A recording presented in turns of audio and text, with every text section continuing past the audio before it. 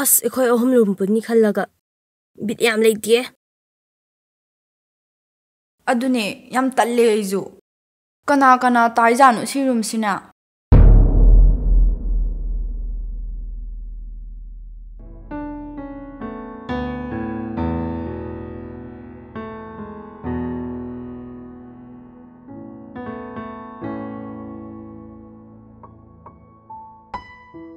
ꯁꯦ 이비에만 ꯂꯩꯇꯕꯁꯦ 이몽시 이항 항이 이식 식버더나 따위 마코이기 페렌스 데이두디 그동안이 따이 다음에다 파세터데가 라세터데가 각비에네시. 오 한dak 낭나 삿바다네 아이수 야우게고 허이네시. 숨 우락다버시다네 강우해 우닝악바 허이네시. 마나조 아다 khoiba muningam 뻔이다. Hausikpudi school karibанina aigibudi school da ngak thingnari. Moigi Turkey farewell budi nong instead tawrani. Hoi hai adu hairingai sidane mathang thase namagi sahi gi din pai nangna hayeng sakhibadane konungdane gobindagi duda receive amata ka amu ꯑꯩꯈꯣꯏꯒꯤ ꯃꯤ ꯃꯁꯤꯡꯗꯣ ꯄꯥꯔꯁꯤ ꯍꯣꯔꯦꯟ ꯀꯣ ꯑꯗꯨꯒ ꯈꯔ ꯍꯥꯏꯔꯝꯃꯨ ꯑꯗꯨꯒꯅꯦ ꯍꯌꯦꯡꯋꯥꯏ ꯅꯦꯁꯤꯅꯒ ꯂꯩꯇ꯭ꯔꯁꯨꯅꯦ ꯏꯃꯥ ꯏꯄꯥ ꯑꯍꯜ ꯂꯃꯟ ꯃꯈꯣꯏꯅ ꯂꯩꯈꯤꯗꯕ ꯃꯇꯝꯒꯤ ꯅꯨꯃꯤꯠ ꯊꯥꯗꯣ ꯅꯤꯡꯁꯤꯡꯂꯒꯅꯦ ꯍꯩꯀꯠ ꯂꯩꯀꯠ ꯈꯔ ꯈꯔꯗꯤ ꯇꯝꯃꯛꯎꯀꯣ ꯑꯩ ꯅꯦꯁꯤꯅ ꯍꯥꯏꯕ ꯋꯥ ꯑꯝꯇ ꯀꯥꯎꯖꯔꯣ ꯐꯔꯦ ꯅꯪꯒꯤꯗꯨ ꯂꯣꯏꯁꯜꯂꯨ ꯑꯩ ꯙꯨꯛꯀꯠꯂꯨꯈꯤꯒꯦꯀꯣ ꯍꯣꯏ ꯅꯦꯁꯤ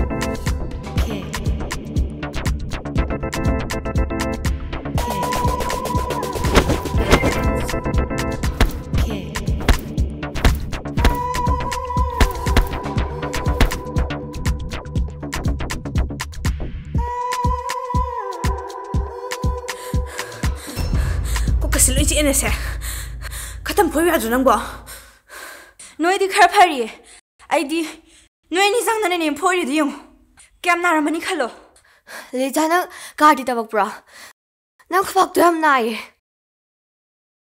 ꯃꯥꯏꯗ ꯊꯥꯔꯗꯤ ꯅꯥ ꯇꯥꯕ ꯑꯗꯨꯗꯩꯅ ꯇꯅꯨ ꯑꯩꯈꯣꯏ ꯍꯨꯝ ꯈꯟꯅꯔꯔꯣꯏꯁꯤꯕ ꯍꯥꯟꯅ ꯅꯨꯡꯉꯥꯏꯅꯗꯕ ꯂꯩꯔꯁꯨ ꯍꯧꯖꯤꯛꯇꯤ ꯂꯣꯏ ꯀꯥꯎꯊꯣꯛꯅꯔꯁꯦ ꯑꯦꯛꯖꯥꯝ ꯂꯣꯏꯕꯗꯩꯗꯤ ꯑꯩꯈꯣꯏ ꯀꯅꯥꯝꯇꯁꯨ ꯎꯅꯔꯔꯣꯏ ꯇꯦꯜꯂꯕ ꯃꯇꯝ ꯈꯔ ꯈꯛꯁꯤꯗꯤ ꯑꯩꯈꯣꯏ ꯅꯨꯡꯁꯤ ꯆꯥꯟꯅꯅ ꯂꯩꯃꯤꯟꯅꯁꯤꯕ ꯑꯗꯨꯅ ꯐꯔꯗ꯭ꯔꯥ ꯈꯪꯗꯦ ꯅꯪ ꯐꯨꯅꯕ ꯌꯥꯝ ꯍꯩ ꯂꯩꯔꯝꯃꯦ ꯑꯗꯨꯗꯤ ꯉꯁꯤꯗꯒꯤ ꯑꯩꯈꯣꯏ ꯍꯨꯝ ꯃꯔꯨꯞ ꯑꯣꯏꯔꯁꯤꯀꯣ ꯈꯟꯅꯔꯔꯣꯏꯁꯤꯀꯣ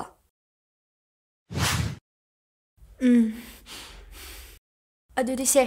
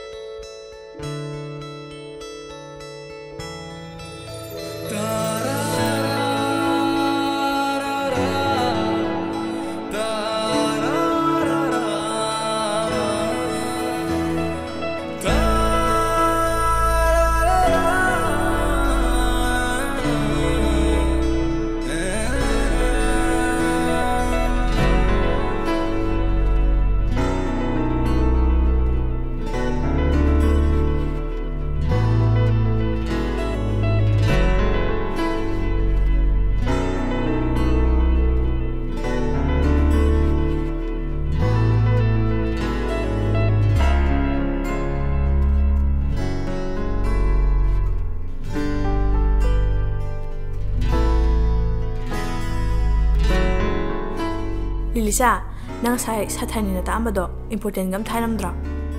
Khara haramani. Yingsilu hangakpa yayana. Amti yingine. Se. Tekchila yawani ko.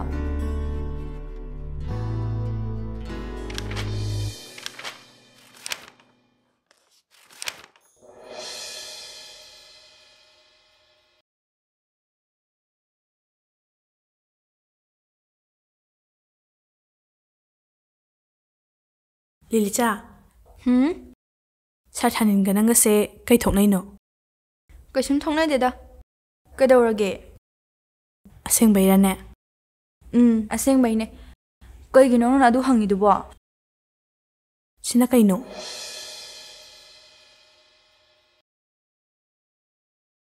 Walot nangumse. Sathanin gananga se kai thoknakeba. Kaisi thokna de mi noibo. Ka amada puna laiminariba namanabida fawba adu faw hainingdaba. Akhodi nangse marupne na khankrabane. Tanua adu wa nateba. Noidi aigi asengba marup ngatane. Asengba marupne di haraga khoida walot lidu kaigino. Hairo si Lilisa yam khangningeba. Phare ai hairage. Ado noi ani dagi hena atopa kanada su khangan ko. Yambung na sauni ba. Yambung haidi. Aigi sar Yambung. Sarthanil bune.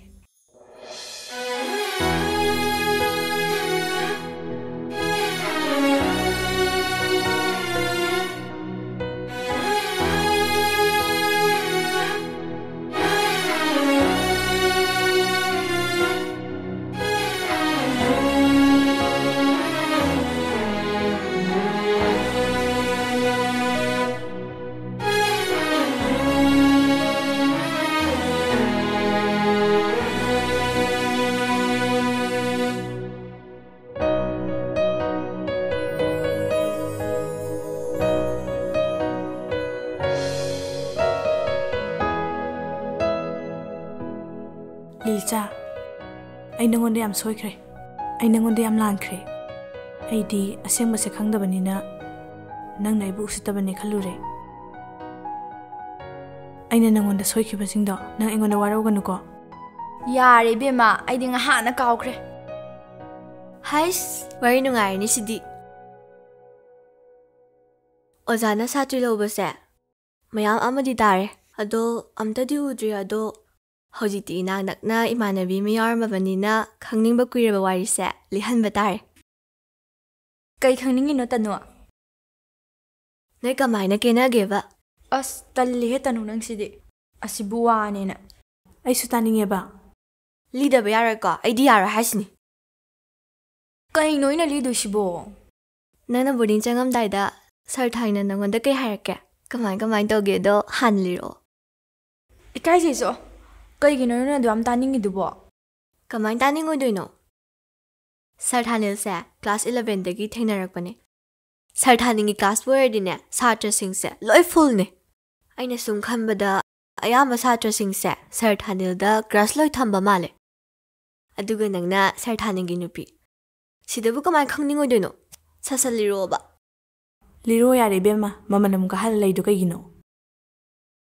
Liba tare dana ay itanu shibe ani sina taninga banina. Adu buro.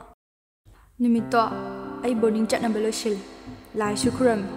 Aduga Yambunggi ima babagi photo dasu kuram. Laikhidre. Aduga Yambung do ay nakta tamna change. Ay si boarding changam daigi pukninga yamnu shiba matang. Yambo. Piranga chela dana. Chalam dai sida pukninga munu shireira. Se kapayade. Thongna phabi hoigadan.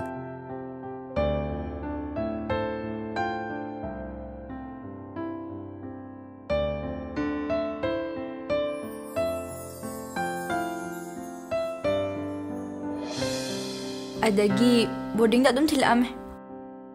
Sarthanina bani munne naraga makhadi noida halba yadre. As lore wari nungara kanjida. Amaga lige. No yam taninga male. Phone wari tabugumane khoina taise. Sisubit amane. Thimna ozaga satriga love story. Noi na igi wari se phone da wari taba dona taba wani ne ha. Boarding da laibudagi phone ga paiba phangkhidre. Ado hojik tarisidi real story the best tauba maming na Sir Yambung. Phandum phajari ne Sir Yambung. Climax part ne ngai se. Nong masune Yambung ga iga se. Hidak charge se. Se. Ana bhai sidi ne hidak charge ke pharo. Se. Karo jo Yambung. Hidak hai sidi khara khata bani. Adu ai guli ot pai ta ba. Ising ji good toraga yosan gra loy ba guli sida. Se. Bunda thilaga ne ising hapa ko na thak Yambung. Ai guli ot pa se. Khanau di ta palle ba. Hidani ne ko na sahi shu da wangang lo ba yaro in thing ni. Kedaro Yambung. Kash tog de. Se. Ai spoiler ki ko. Lera muse. Khang Yambung na lakna game masidi.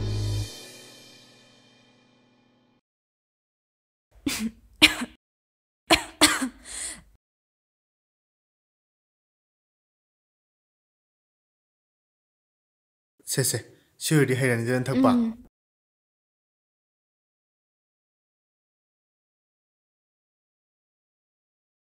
Hidak tha bani na ne pharani da kuina ga na ba ya ponte. Yambung. Lisa, kedoroge. Ha. Yambung. Ai thabak sum thagale Yambung. Kedore ba. Kedoroge kai de nuai trino. Ha. Se. No si doctor. Spray room no male. Se. Shor sang holo se. Shor sang holo. Se. 소름 못 잡아 Yambung. Ha. Doctor stasi. Ngai khoi Yambung. Ising kita thakke. Se.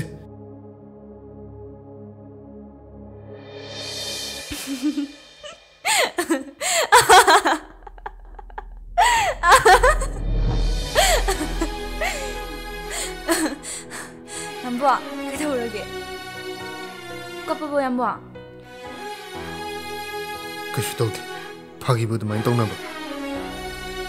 Kappa no se Yambung se ai soi khre ba. Ai na Yambung kai dawgi yenge na lakna bani ba se. Ai matung tau jar ro. Phare. Pothar. Ngai kho Yambung.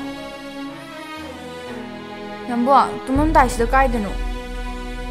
Glass thamu ki tawani. Yambung na ngahan khai lakna badi ai ke sum saude. Ai na ngasi khak lakna ba sida Yambung pi ta gai waro bu natro. Lakna ba se. Engon da gi di nang ne na hailer. Yambung.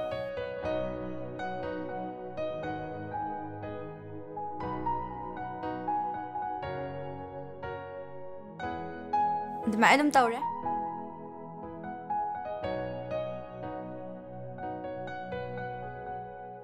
Yambung. Ai ngasidi Yambung mu ya miss tawe.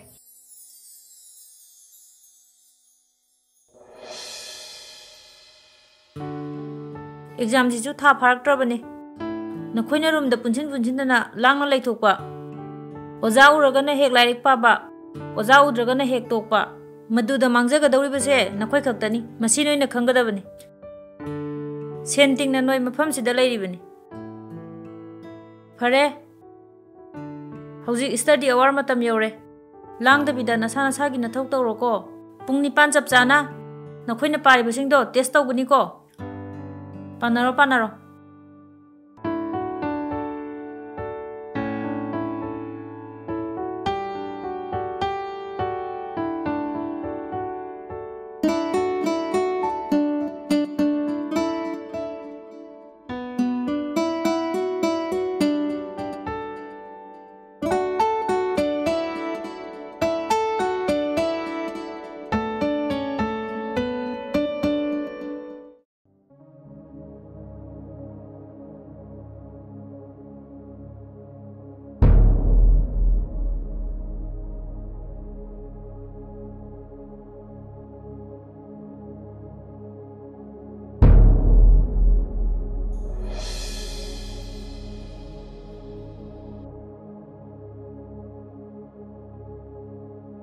May kami, ma'am.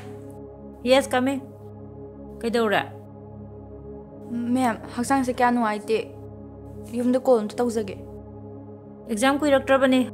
Hawjikti maru ay ba natradi call to ba yaroy? Kok zero kay danungay trino. Haksang sa iksok-sok taba. Ado gini, ma'am. Kasi tawroy. Nangirum da potara mo. Ma'am lake. Ma'am, yaragadi yung damta call tawzage. Call to ba yaroy heba? Ay na hay sinang understand tawda bro. Kasi loy taba problema magisu. Yung da saga tawga draw. Yung da nga haglay te pao phone ga dabo ragadi. Kadabo boarding da lay no. Yare nangirum da lay mo. Ma'am lake. Hoy, ma'am.